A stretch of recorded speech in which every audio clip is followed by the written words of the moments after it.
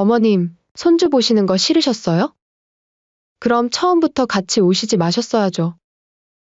뭐라고? 영자 씨는 믿을 수 없다는 표정으로 며느리를 바라봤습니다. 내가 지금까지 무슨 말을 했는지 제대로 들었니? 나를 데리고 온 게 아니라 애 맡길 사람이 없어서 데려온 거였구나? 엄마, 그게 아니라 그럼 뭐란 말이냐? 첫날 빼고는 단 한 번도 같이 놀러 간 적이 없잖아. 너희 편할 때만 가족이고 불편할 땐 육아 도우미야? 손주만 띡 맡겨놓고 너희끼리 놀러 나가면 그만이냐고. 어머님, 말이 너무 심하세요. 우리 여행도 중요하잖아요. 맞아요. 엄마도 서진이랑 호텔에서 쉬시니까 좋은 거잖아요. 이제 됐으니까 너희끼리 잘 놀다 와. 나는 이제 너희 공짜 보모 역할 그만할라니까. 영자 씨는 그대로 호텔 방으로 돌아가 짐을 싸기 시작했습니다. 이번 사연의 주인공은 66세 김영자 씨입니다. 영자 씨는 3년 전까지만 해도 시골에서 홀로 평화로운 귀촌 생활을 즐기고 있었습니다. 남편과 사별한 후에도 작은 텃밭을 가꾸며 소박하지만 자신만의 삶을 꾸려나가고 있었죠. 그런 영자 씨의 일상을 바꿔놓은 건 서울에 사는 아들과 며느의 간곡한 부탁이었습니다. 엄마, 서진이가 초등학교 들어가기 전까지만 가까이서 좀 도와주시면 안 될까요? 정말 딱 그때까지만요. 아들의 목소리에는 간절함이 묻어 있었습니다. 며느리도 전화를 바꿔들며 어머님, 정말 죄송해요. 저희가 너무 힘들어서. 하고 울먹였습니다. 솔직히 영자 씨도 손주 얼굴이 보고 싶던 차였습니다. 고민 끝에 시골집을 정리하고 아들네 집에서 차로 10분 거리의 오피스텔로 이사를 결정했습니다. 고맙습니다, 어머님. 정말 큰 도움이 될 거예요. 며느리의 환한 미소에 영자 씨도 흐뭇한 마음이 들었습니다. 아들 내외도 도우니 좋은 일이지 하고 생각했죠. 처음 몇 개월은 정말 급할 때만 손주를 봐주었습니다. 아들이 야근할 때, 며느리가 갑자기 외근을 나갈 때처럼 불가피한 상황에서만 전화가 왔습니다. 어머님, 오늘 중요한 미팅이 있어서요. 2시간만 서진이 좀 봐주실 수 있으세요? 그때마다 영자 씨는 기꺼이 손주를 돌봐주었습니다. 함께 공원도 가고 그림책도 읽어주고 맛있는 간식도 만들어 먹었습니다. 그때까지만 해도 영자 씨의 일상은 온전히 유지되고 있었습니다. 하지만 세월이 흐르면서 상황이 달라지기 시작했습니다. 어느샌가 급할 때만이 매주 화수목이 되고 어쩌다 한 번이 매일 오후 4시가 되어버렸습니다. 아들 내외는 점점 더 당연하게 영자 씨에게 육아를 맡겼습니다. 엄마, 오늘도 서진이 좀 부탁드려요. 어머님, 서진이 픽업 좀 부탁드릴게요. 일상적인 인사처럼 건네는 아들 내외의 말에 영자 씨는 미소로 답했지만 속으로는 한숨이 나왔습니다. 영자 씨, 오늘도 못 오세요? 벌써 3번째인데. 죄송해요. 손주를 봐야 해서요. 어머, 매번 그래요? 언제 자기 시간을 가지실 거예요? 친구의 걱정스러운 물음에 영자 씨는 그저 웃음으로 넘겼습니다. 하지만 마음 한구석에서는 불편한 감정이 자라고 있었습니다. 이런 생활이 벌써 3년째 계속되고 있었으니까요. 어느 날 아침, 영자 씨는 거울을 보다가 문득 깨달았습니다. 자신의 일상이 완전히 사라져버렸다는 것을요. 모든 계획은 아들 내외의 스케줄에 맞춰져 있었고 자신의 시간은 온데간데 없이 사라졌습니다. 처음 시골을 떠날 때의 약속과는 다르게 지금 영자 씨는 완전한 엄마표 육아 도우미가 되어 있었습니다. 내가 언제부터 이렇게 살았지? 창밖으로 바라보며 영자 씨는 조용히 중얼거렸습니다. 아들이 말했던 초등학교 입학 전까지는 아직 1년이나 남아 있었습니다. 그때 전화벨이 울렸습니다. 여보세요? 엄마, 혹시 이번 여름 휴가 때 계획한 거 있어요? 아들의 목소리가 흥분된 톤으로 들려왔습니다. 이번 여름 휴가에 우리 가족끼리 일본 오사카 가요. 가족 모두 추억도 만들고. 그동안 엄마도 고생 많으셨잖아요. 그 말을 들은 영자 씨의 마음에 오랜만에 따뜻함이 번졌습니다. 정말? 가족 여행이라니 좋지. 비행기 안 타본 지 오래된 것 같구나. 전화를 끊고 영자 씨는 오랜만에 설렘을 느꼈습니다. 이제야 내 수고를 알아주는 건가? 그동안의 서운함이 조금은 풀리는 듯 했습니다. 오래간만에 여행이라니 게다가 가족 모두와 함께. 문득 웃음이 나왔습니다. 여행 준비를 해야겠네.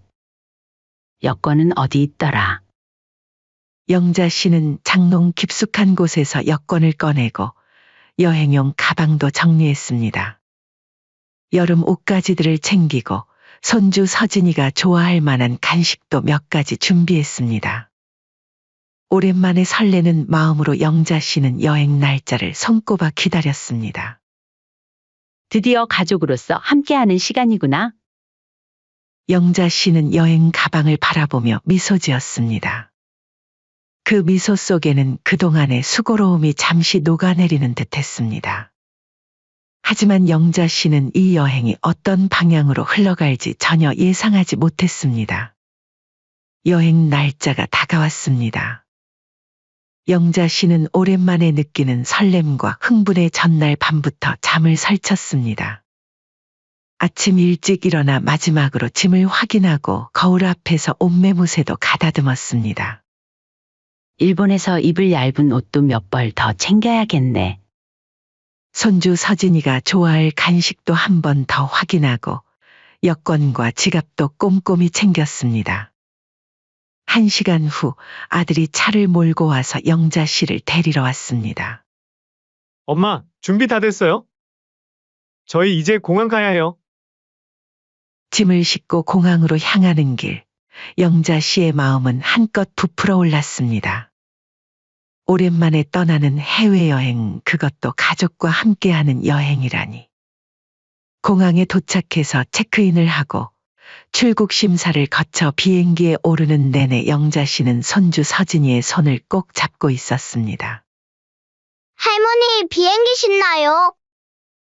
천진난만하게 웃는 손주의 모습에 영자 씨도 따라 웃었습니다. 오랜만에 느끼는 가족의 온기가 좋았습니다. 비행기는 순조롭게 일본 오사카에 도착했고 아들이 미리 예약해둔 호텔로 이동했습니다. 호텔은 오사카 시내 중심가에 위치해 있었고 깔끔하고 아담한 곳이었습니다. 와, 방이 넓고 좋네요. 어때요, 엄마? 마음에 드세요? 아들이 물었고 영자 씨는 환하게 웃으며 고개를 끄덕였습니다. 아주 좋구나. 창문 밖으로 보이는 전망도 멋지네. 짐을 풀고 잠시 쉰 후 가족은 함께 저녁 식사를 하러 나갔습니다. 근처 현지 식당에서 오코노미야키와 타코야키를 맛보았고 서진이는 신기한 음식에 눈을 반짝였습니다. 맛있다. 할머니, 이거 정말 맛있어요. 영자 씨는 손주의 즐거워하는 모습을 보며 흐뭇했습니다. 식사 후에는 함께 근처 시장을 구경했고 아름다운 야경도 감상했습니다. 아들과 며느리도 모처럼 여유로운 모습이었고 서로 사진을 찍어주며 즐거운 시간을 보냈습니다. 오늘 정말 즐거웠어요, 어머님. 내일도 좋은 하루 보내요. 호텔로 돌아와 며느리가 미소 지으며 말했습니다. 영자 씨는 가슴이 따뜻해지는 기분이었습니다. 이런 가족 여행 정말 오랜만이었습니다. 하지만 문제는 둘째 날 아침부터 시작됐습니다.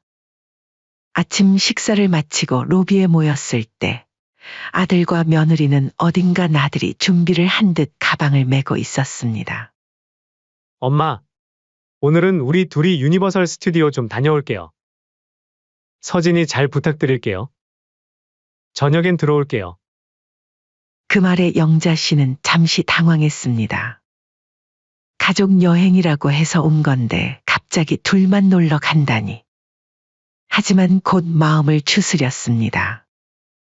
그래, 부부끼리 시간도 필요하지. 너희들 재밌게 다녀와. 서진이는 내가 잘 볼게. 아들 내외가 떠나고 영자 씨는 손주와 함께 호텔 근처 공원에 갔습니다. 서진이는 놀이터에서 신나게 뛰어놀았고 영자 씨는 벤치에 앉아 그 모습을 지켜보았습니다. 그래, 하루쯤은 이해해야지.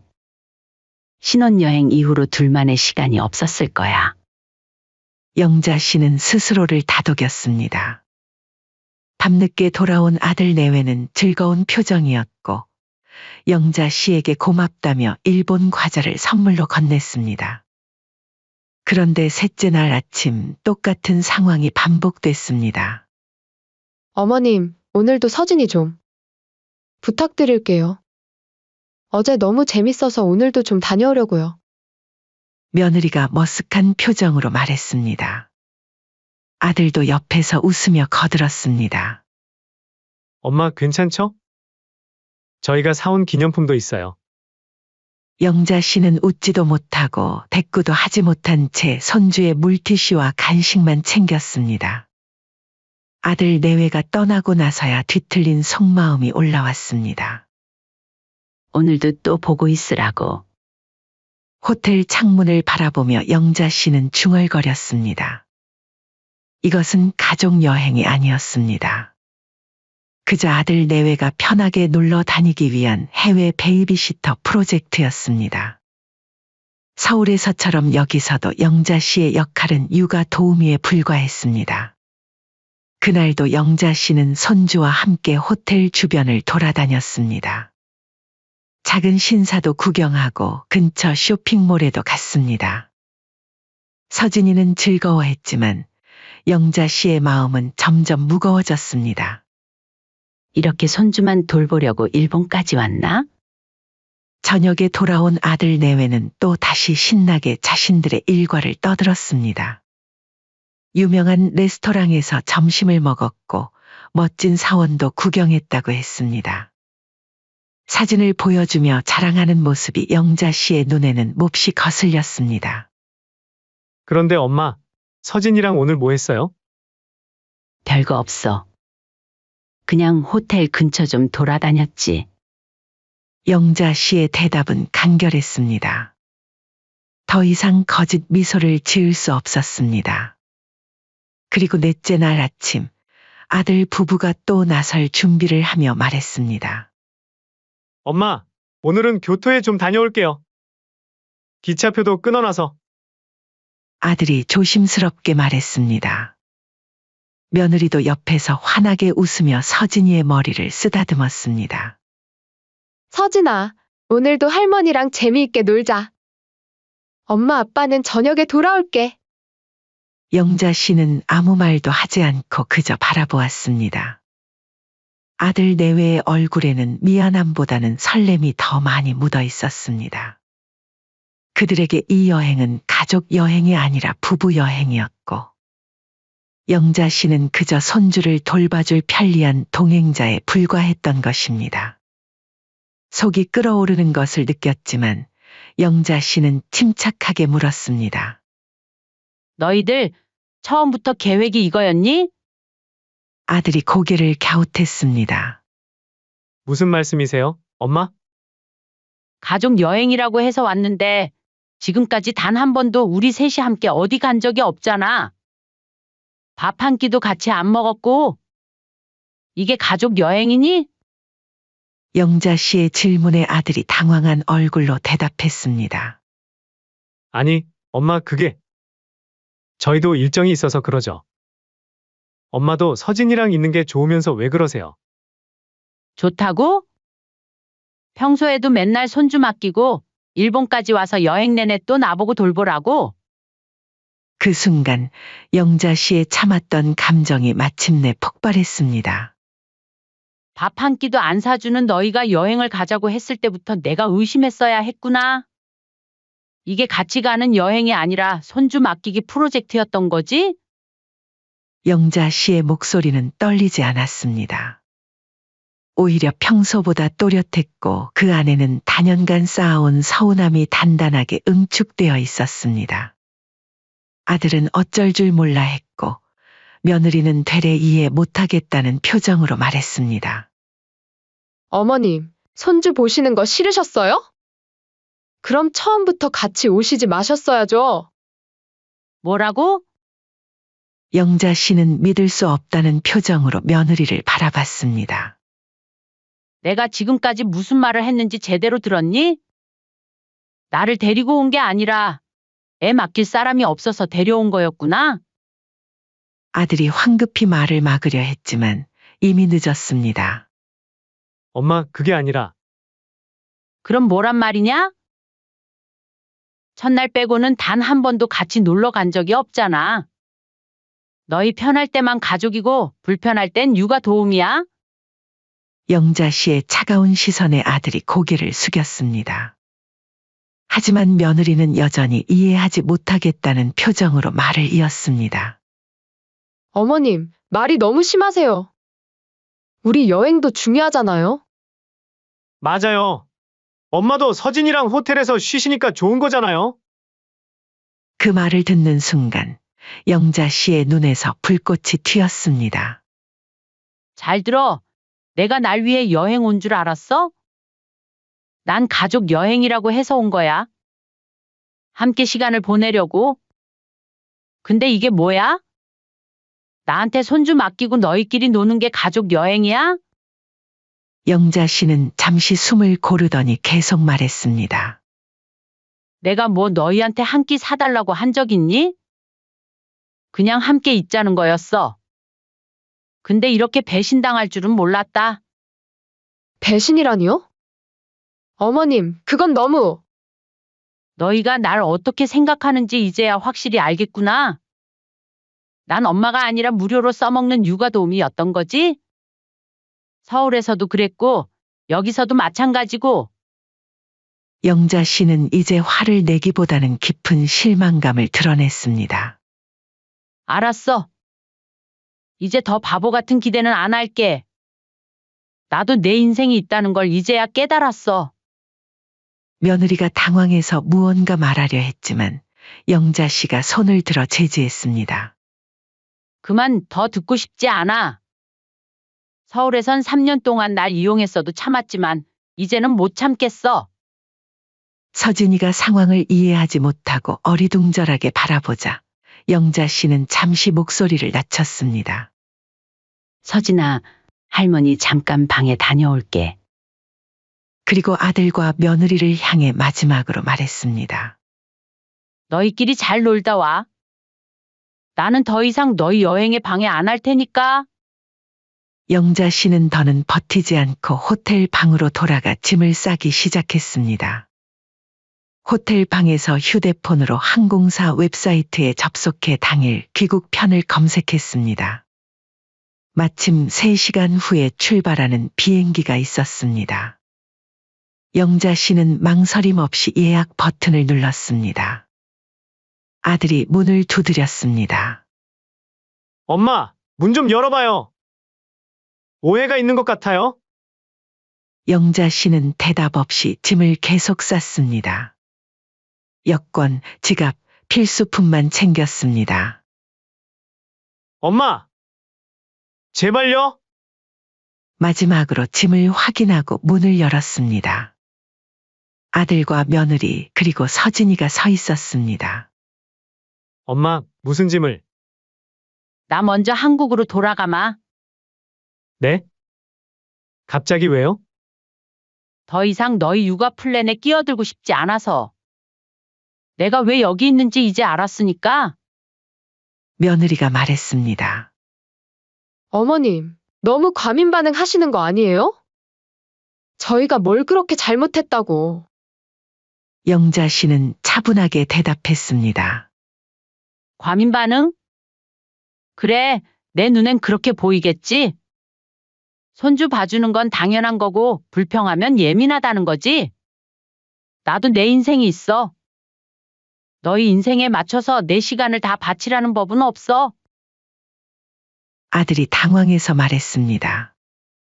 엄마, 우리가 잘못했어요. 앞으로는 같이 다니고, 이제 와서 무슨 소용이야? 너희 진심은 이미 다 봤어. 영자 씨는 짐을 들고 나서다가 서진이를 향해 몸을 숙여 작게 인사했습니다. 서진아, 할머니 먼저 집에 갈게. 나중에 보자. 아이의 이마에 가볍게 뽀뽀하고 아들 내외는 쳐다보지도 않은 채 엘리베이터로 향했습니다. 뒤에서 아들이 뭐라고 외치는 소리가 들렸지만 영자 씨는 돌아보지 않았습니다. 호텔 로비에서 택시를 불러 공항으로 향했습니다. 택시 안에서 영자 씨는 창밖을 바라보며 깊은 숨을 내쉬었습니다. 이제야. 해방이구나.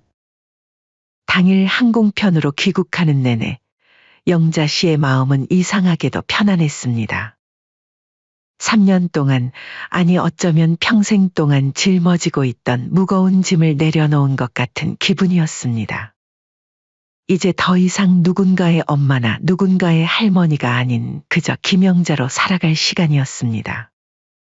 비행기가 인천공항에 착륙했을 때 영자 씨의 얼굴에는 어떤 망설임도 없었습니다.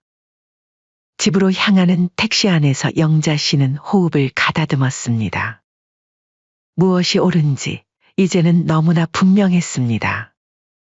오피스텔에 도착하자마자 영자 씨는 휴대폰을 켰습니다.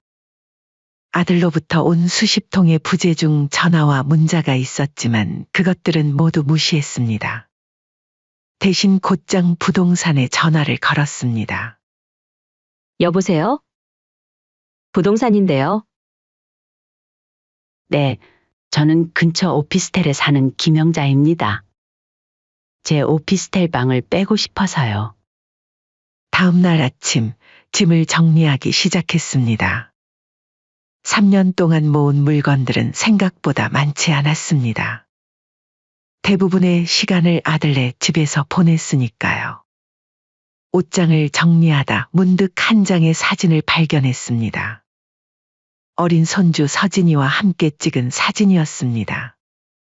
잠시 마음이 흔들렸지만 영자 씨는 단호하게 사진을 서랍 속에 넣었습니다.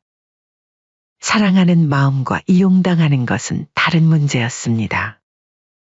그때 휴대폰이 울렸습니다.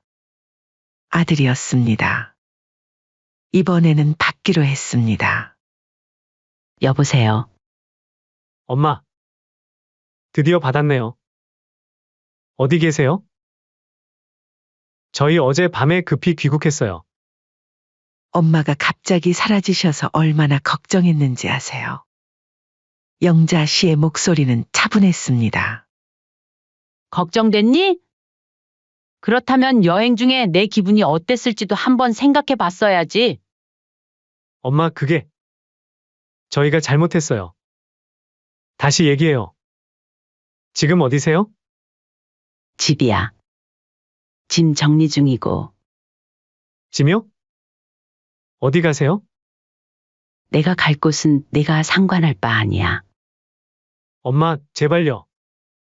저희가 잘못했어요. 다시 이야기해요. 화해하고. 영자 씨는 깊은 숨을 내쉬고 말했습니다. 너희에게 화가 난 게 아니야. 실망한 거지? 너희는 날 어떻게 생각하는지 이제 충분히 봤어. 그게 다야. 엄마, 오랫동안 생각해 봤어. 너희가 나를 찾는 건 언제나 필요할 때뿐이었지. 서진이가 초등학교 입학 전까지만이라고 약속했지만 그게 언제 지켜질지도 의문이야. 아들이 침묵하자 영자 씨는 계속 말했습니다. 방 내놨어. 계약 만료되는 대로 시골로 내려갈 거야. 갑자기 무슨 소리예요? 그럼 서진이는 누가 봐요? 그 말에 영자 씨는 웃음이 나왔습니다. 결국 아들의 관심은 그것뿐이었습니다. 그래, 내가 진짜 걱정하는 건 그거지. 서진이는 내 자식이야. 내가 책임질 일이고. 엄마, 말이 너무 심하세요. 우리가 며칠 실수한 걸로 이렇게 극단적으로. 극단적인 건 너희였어. 나를 일본에 데려가면서도 실제로는 공짜 육아 도우미로 생각했잖아. 이제 그런 기대는 하지 마. 더는 내 인생을 희생하지 않을 거야. 그리고 영자 씨는 단호하게 말했습니다. 전화를 끊고 영자 씨는 짧은 문자 하나를 보냈습니다. 다시는 나를 애 키우는 도우미로 생각하지 마라. 엄마로서의 내 역할도 여기까지다. 보내고 나니 마음이 한결 가벼워졌습니다. 이틀 후 영자 씨는 부동산에서 새 세입자를 구했다는 연락을 받았고 짐을 정리해 시골로 내려갔습니다. 아들에게 알리지 않았지만 새 주소를 묻는 문자가 와도 대답하지 않았습니다. 시골에 도착한 영자 씨는 오래된 집의 먼지를 털어냈습니다. 마당에는 잡초가 가득했고 텃밭은 거의 황폐해져 있었습니다. 하지만 전혀 낙담하지 않았습니다. 오히려 이 모든 것을 새롭게 시작할 수 있다는 생각에 가슴이 벅차올랐습니다. 첫 일주일 동안 영자 씨는 마당에 제초제를 뿌리고 살림살이를 정돈했습니다. 오랜만에 돌아온 시골 생활은 생각보다 훨씬 즐거웠습니다. 이웃들은 반갑게 영자 씨를 맞아주었고 텃밭을 함께 가꿀 새로운 친구들도 생겼습니다. 감나무 아래 의자를 놓고 앉아 저녁 노을을 바라보는 시간이 특히 좋았습니다. 허리는 여전히 아팠지만 마음만은 그 어느 때보다 시원했습니다. 한 달이 지났을 때 아들과 며느리가 이웃의 제보로 영자 씨의 집을 찾아왔습니다. 서진이도 함께였습니다. 놀랍게도 영자 씨는 그들을 보고도 마음이 요동치지 않았습니다. 엄마, 정말 여기서 사실 거예요? 아들이 걱정스러운 얼굴로 물었습니다. 영자 씨는 평온하게 대답했습니다. 그래, 내 집이니까. 나한테는 가장 편한 곳이야. 하지만 여기는 불편하잖아요. 도시에 비하면. 그리고 서진이도 할머니가 보고 싶어 해요. 어머님, 저희가 잘못했어요. 다시 서울로 돌아오시면 안 될까요? 더 자주 찾아뵙고 진짜 가족같이 지낼게요. 영자 씨는 고개를 저었습니다. 고마워. 하지만 이제 내 삶을 찾았어.